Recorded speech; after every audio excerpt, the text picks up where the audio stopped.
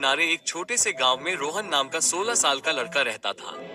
उसका परिवार गरीब था। उसके पिता बढ़ई का काम करते थे और लकड़ी की एक छोटी सी दुकान चलाते थे। मुश्किल से गुजारा चल पाता था। रोहन स्कूल में सबसे होशियार नहीं था, लेकिन उसके पास एक खास ताकत थी। उसने कभी हार नहीं मानी। हर सुबह सूरज निकलने से पहले रोहन उठता और नदी के किनारे दौड़ता। उसका सपना था कि वो एक अच्छा धावक बने और जिला खेल अकादमी के लिए उसका चयन हो जाए। अगर वो अकादमी में शामिल हो जाता तो वो एक अच्छे एथलीट की तरह ट्रेनिंग कर सकता था। वो अपने पिता का नाम रोशन कर सकता था और एक दिन वो उस छोटी सी दुकान को बड़ा बना सकता था। लेकिन एक समस्या थी, वो हमेशा हार जाता था। 2 साल तक वो हर स्थानीय दौड़ में शामिल होता था और हर बार वो दूसरे या तीसरे स्थान पर आता था।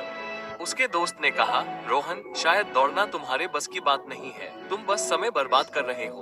उद्धरण चिन्ह। लेकिन रोहन हर दिन दौड़ता रहा। एक बार बरसात की सुबह दौड़ते समय वो कीचड़ भरे रास्ते पर फिसल गया और जोर से गिर गया। उसके कपड़े गंदे थे और उसके टखने में बुरी तरह चोट लगी थी। वो एक पेड़ के नीचे बैठा था। उसके बालों से बारिश की बूंदें टपक रही थी और बहुत दिनों बाद पहली बार वो रोया। उसने कहा, शायद वे सही कह रहे हैं।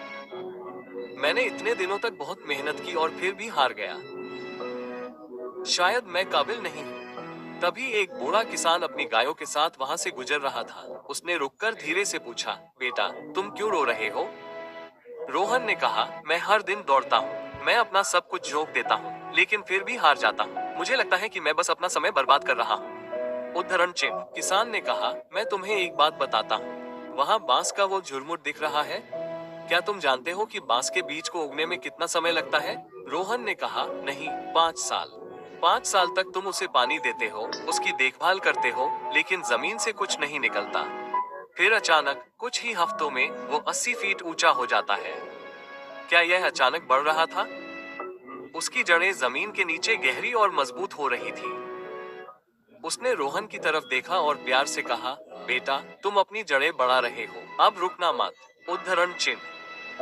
उन शब्दों ने रोहन के अंदर आग जला दी। उस दिन से वो दूसरों को गलत साबित करने के लिए नहीं, बल्कि खुद को सही साबित करने के लिए दौड़ने लगा।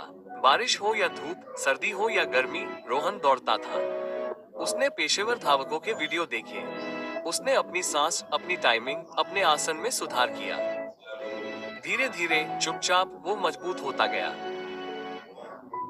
1 साल बाद बड़ा दिन आया, जिला इंटर स्कूल रेस। शीर्ष विजेता को खेल अकादमी के लिए चुना जाना था। मैदान शहर के स्कूलों के मजबूत धावकों से भरा हुआ था। रोहन चुपचाप उनके बीच खड़ा था। सीटी बजी।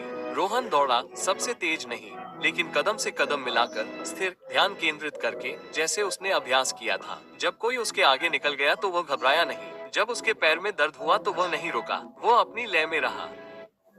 और आखिरी 200 मीटर में कुछ क्लिक हुआ। उसका शरीर ऐसा था जैसे वो इस पल के लिए बना हो। एक एक करके उसने दूसरों को पीछे छोड़ दिया और आखिरकार उसने फिनिश लाइन पार कर ली। सबसे पहले उसके दोस्त और शिक्षक खुशी से चिल्लाए और उसके पिता स्तब्ध खड़े थे, अपने मुंह पर हाथ रखे हुए, आंखों में आंसू भरे हुए थे। रोहन का चयन हो गया, जिला खेल अकादमी। लेकिन उससे भी बढ़कर अब उसे खुद पर भरोसा हो गया था। सालों बाद रोहन अपने गांव लौट आया। वो उस बूढ़े किसान से मिलने गया जो अब बरगद के पेड़ के नीचे आराम कर रहा था। रोहन मुस्कुराया और बोला, तुम्हारी समझदारी भरी बातों की वजह से मैं खुद को पा सका। शुक्रिया। अगर मैंने उस दिन तुम्हारी सलाह न मानी होती तो शायद मैं हार मान लेता। उद्धरण चिन्ह। किसान ने उसे कोमल निगाहों से देखा और जवाब दिया, मुझे खुशी है कि मेरी बातों ने तुम्हारी मदद की, रोहन। लेकिन याद रखना, तुमने हार नहीं मानी। ताकत हमेशा तुम्हारे अंदर थी। उद्धरण चिन्ह। कहानी का सार, महान चीजों में समय लगता है। सिर्फ इसलिए कि आपको तुरंत परिणाम नहीं दिखते, इसका मतलब यह नहीं है कि आपके प्रयास व्यर्थ हैं। बांस की तरह आपकी जड़ें सतह के नीचे मजबूत हो सकती हैं, जो आपको कुछ बड़ा करने के लिए तैयार कर रही है।